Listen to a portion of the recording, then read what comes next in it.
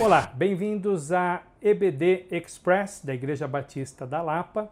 Hoje nós começamos um novo estudo, uma nova série com o tema Problemas Humanos, Respostas Divinas, baseada no livro do mesmo título do Dr. Dwight Pentecost. Recomendo você a adquirir e acompanhar todas as aulas que serão ministradas nas próximas semanas. E o primeiro assunto que nós vamos tratar diz respeito a algo que certamente inquieta o coração de todos nós, acredito que de todos os filhos de Deus, de todas as filhas de Deus, que é como saber a vontade de Deus. Eu quero ler para vocês uma porção do livro de Juízes, uma história muito conhecida, que está registrada no capítulo 6, versículos 36 e 40, diz assim: pouco tempo depois, os exércitos de Midian, de Amaleque e de outros povos do leste se uniram. Eles atravessaram o Jordão e acamparam no vale de Jezreel. Então o Espírito do Senhor veio sobre Gideão, e ele tocou a trombeta de chifre de carneiro, convocando para a batalha, e os homens do clã de Abiezer o seguiram. Também enviou mensageiros às tribos de Manassés, Aser, Zebulon e Naftali, convocando seus guerreiros, e todos atenderam ao chamado. Gideão então disse a Deus: se de fato vais me usar para salvar Israel como prometeste, dá-me uma prova da seguinte forma: hoje à noite deixarei um pouco de lã na eira, onde se peneiram os grãos. Se pela manhã a lã estiver molhada de orvalho, mas o chão estiver seco, sabereis que vais me ajudar a salvar Israel como prometeste. E foi exatamente o que aconteceu. Na manhã seguinte, bem cedo, Gideão se levantou, espremeu a lã e recolheu uma tigela cheia de água.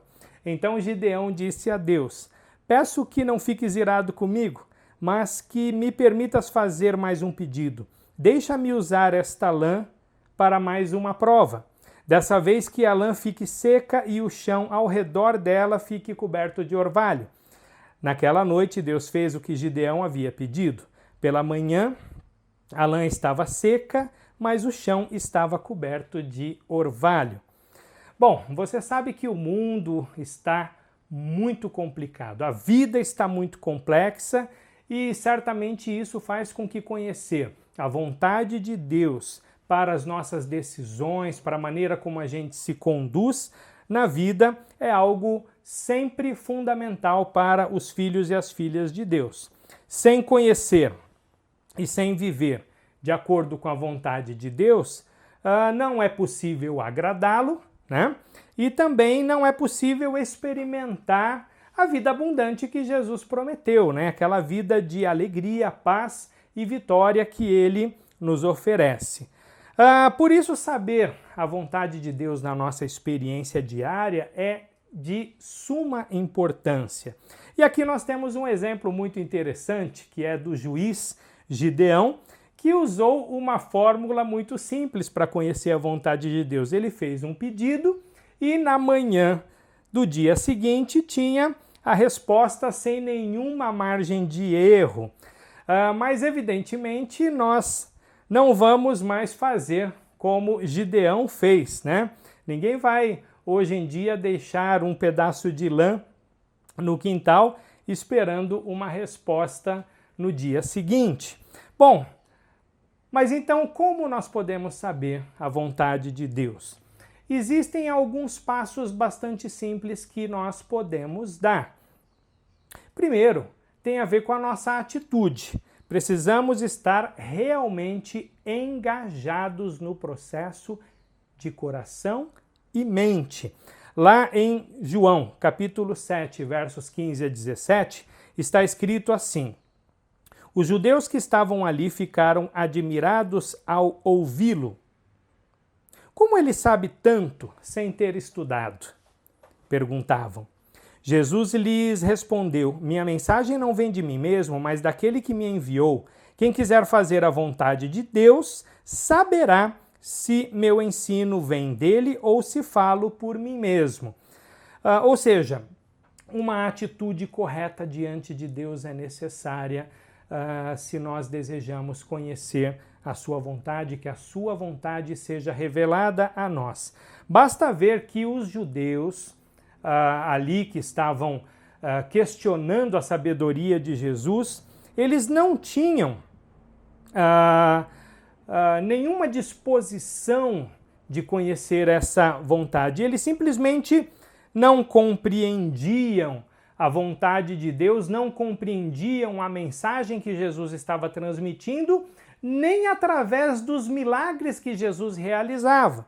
Então essa falta de vontade, essa lentidão em lidar com a verdade é sempre o sinal de um coração endurecido e, consequentemente, será o principal bloqueio para conhecermos a vontade de Deus. Sem uma atitude de fé, de humildade e de disposição, a nossa mente e o nosso coração permanecerão fechados para a verdade e, consequentemente, fechados para a vontade de Deus.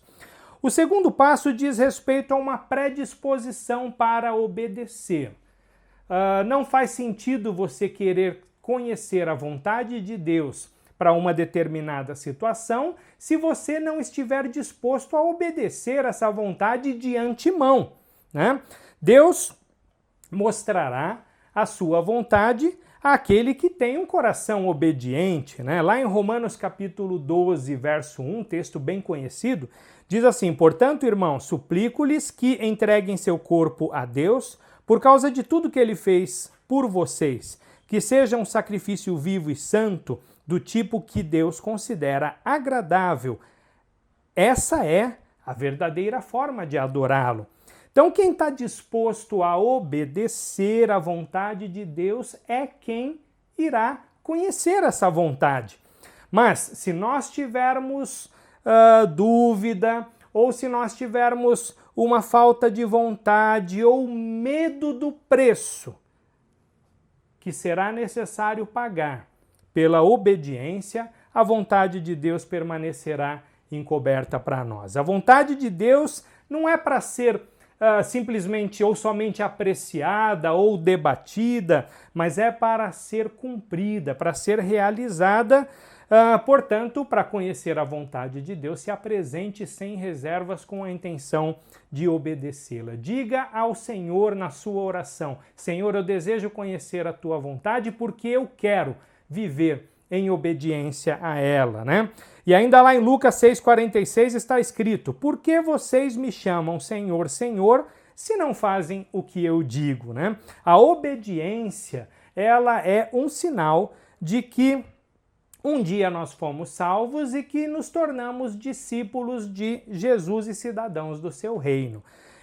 O terceiro passo é buscar orientação contínua na palavra. Salmos 119 e 105, vocês conhecem muito bem, e diz assim: a tua palavra é lâmpada para os meus pés e luz para o meu caminho.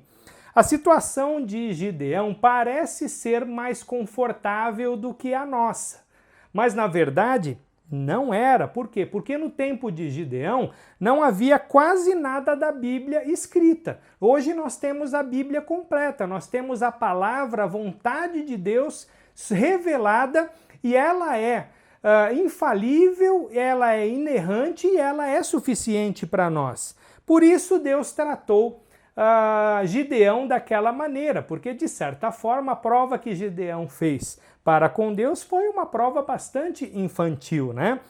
Mas ele não vai tratar dessa mesma maneira com a gente. A vontade de Deus e a palavra de Deus são sinônimas, né? Nós não precisamos da lã de Gideão, porque a palavra de Deus, que é a vontade de Deus revelada, nos é oferecida, nos é dada como luz para iluminar o nosso caminho, a nossa conduta, as nossas decisões.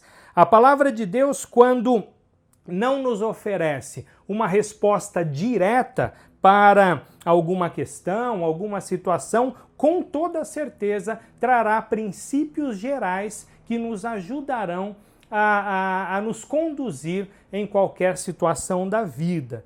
passamos por muita ansiedade e por muita confusão sobre assuntos que a palavra de Deus trata com tanta simplicidade e com muita clareza, né? Então, ouvir a palavra é o que nos poupará de muita aflição e certamente nos ajudará a nos conduzirmos, a decidirmos, a vivermos de uma maneira que agrada segundo a sua vontade. Claro, há ainda um passo importante. O quarto passo, precisamos parar, aquietar o coração para ouvir o Espírito Santo. Se você é um cristão, se você um dia nasceu de novo, se você confessou os seus pecados, arrependido deles e colocou sua fé em Jesus, então você é portador do Espírito Santo. A palavra, ela é a testemunha externa e o Espírito é a testemunha interna na vida do crente. A palavra e o Espírito atuam de maneira combinada. A Bíblia diz que a palavra é a espada do Espírito, né? E quando a palavra e o Espírito estão combinados em nós e para nós, isso nos trará muita convicção e, sem dúvida alguma, muita paz. A vontade de Deus está justamente nessa concordância de palavra e Espírito, que nos traz satisfação e, principalmente, o mais importante, traz satisfação a Deus. A satisfação da carne é enganosa e sempre nos trará inquietação, mas a satisfação que vem do Espírito, e o Espírito sempre atua segundo a palavra, é o que nos traz a paz. A inquietação, portanto, diante de alguma situação da vida, ela deve servir de alerta, de alarme para nós. Por quê? Porque quando estamos muito inquietos diante de uma situação, de uma decisão, ou é porque a carne está se rebelando contra o Espírito, a carne, eu digo, aquele resquício da nossa natureza pecaminosa, ou é o Espírito nos alertando contra as obras da carne, né? E por fim, claro, precisamos ter, se queremos conhecer a vontade de Deus, uma boa medida de paciência. Se a vontade de Deus é a combinação da palavra e do Espírito, então ela não é um mistério, ela não é um enigma a ser decifrado, né? E aí, porque paciência, e essa paciência ela é uma paciência não só de quem fica parado esperando, mas é a paciência de quem aquieta o coração e se coloca atento, é uma qualidade necessária e cada vez mais rara nesse nosso mundo digital, nesse mundo acelerado. Descobrir a vontade de Deus não é uma coisa complicada, não se trata de algo místico, esotérico, ritualista, algo que só gigantes espirituais conseguirão. Ela também não será revelada por meio de luzes e trovões, mas ela vem quando nós aquietamos o nosso coração e aguardamos pacientemente no Senhor. Lembra quando Jesus foi na casa das irmãs Marta e Maria? Marta estava tão acelerada com os afazeres que acabou não escolhendo a melhor parte como fez a sua irmã. Maria fez o quê? Ela se pôs aos pés de Jesus, ela aquietou a sua alma e procurou ali focar toda a sua atenção nele, nas palavras, no ensino, na presença dele, para conhecer dessa maneira a vontade de Deus. É sempre importante lembrar que o nosso mundo é um mundo anti-Deus e tudo nele irá dificultar esse processo.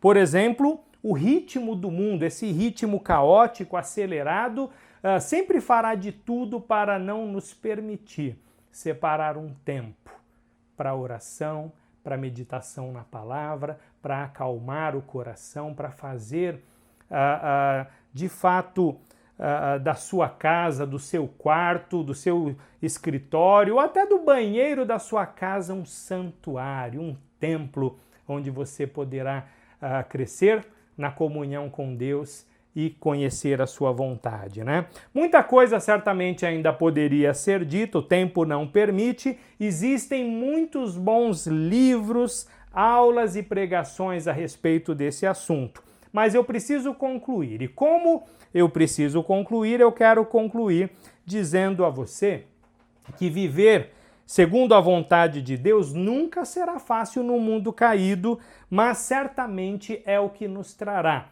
contentamento, alegria espiritual, desenvolverá a nossa confiança e nos ajudará a transitar neste mundo com poder espiritual, porque quando vivemos de acordo com a vontade de Deus, nós podemos contar com a bênção e com os recursos de Deus, incluindo o poder de Deus agindo em nossa vida. Portanto, busque a Deus com toda a disposição, esteja, portanto, disposto a obedecer, medite regularmente na palavra de Deus, ouça o Espírito e aguarde com paciência e confiança, porque Deus, ao seu tempo, vai te orientar e te trazer convicção e paz. E quando isso acontecer, mantenha-se no rumo, na direção para a qual o Espírito soprar, na direção para a qual a palavra